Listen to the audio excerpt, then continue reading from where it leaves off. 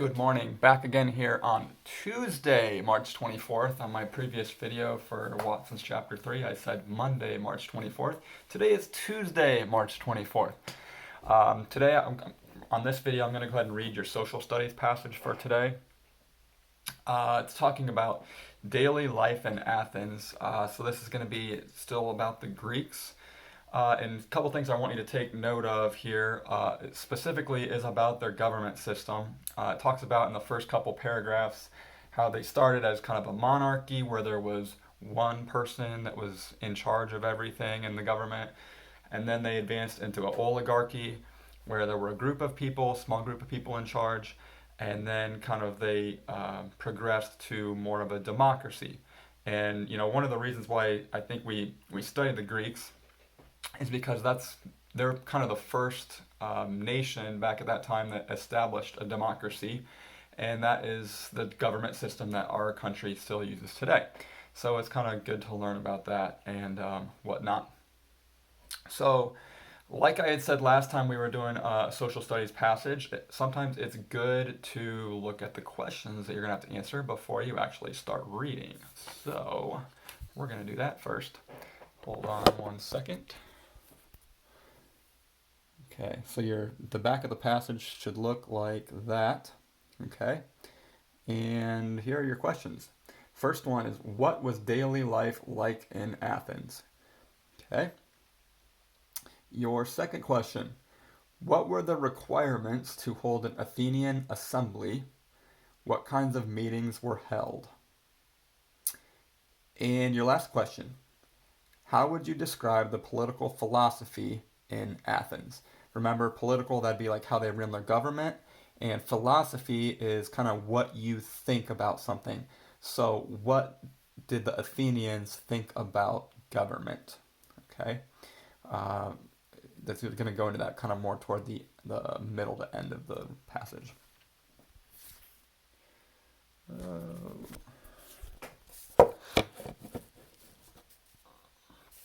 Okay, so I'll go ahead and start reading the passage now. Remember, on the bottom right, there is a big box there that lists some ways that you can kind of take notes as you read. So if you want to use those instructions, you can, but you do not need to. All right, so the passage is called Daily Life in Athens. In the era of Greece's classical age, there were two major cities, Athens and Sparta. Athens was founded by a king named Theseus, who was seen as the embodiment of all that was good, noble, and right. Embodiment means that he kind of portrayed all of those characteristics himself. The people were deep thinkers.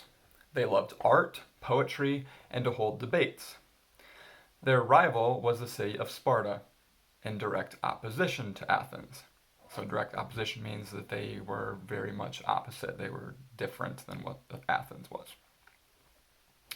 Anyways, the rest of this is going to talk about Athens. The first democracy began in Athens, Greece, when King Theseus abolished the monarchy. The city-states, each called a polis, had their own governments, laws, and money, but they shared a language, Greek, and a religion, polytheism, meaning many gods. At first, Athens was ruled by kings. Then they formed small groups of people called an oligarchy who ruled the people together. Finally, they turned the government over to leaders elected by the people, a forerunner of our government today. That's what I talked about earlier.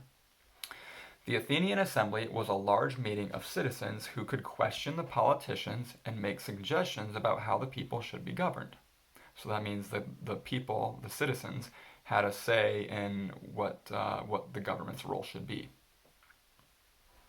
In order to have such an assembly, 6,000 men were required to attend. That's a lot of people. Life in Athens in 500 CE revolved around the home. Homes were plain and furniture was sparse. In the house, men had a room to their own where no women, except slaves and entertainers, were allowed. The men were the ones who did the business in the city, while the women remained at home. They spent their time weaving, cooking, training slaves, sewing, and raising the children. They taught their daughters the skills they would need as wives to Athenian men. The women also had a room to themselves in the house where men were unwelcome. For an uninvited guest to enter that domain was considered highly disrespectful. Political philosophy followed the teachings of three great Greek philosophers, Socrates, Plato, and Aristotle. The democracy saw people as equals, although definitions of who were equals varied. Landowners were among the elite, but the masses of common people were considered their equals in the political arena. So, politically or in the government, they were considered equals if they were a citizen of the nation.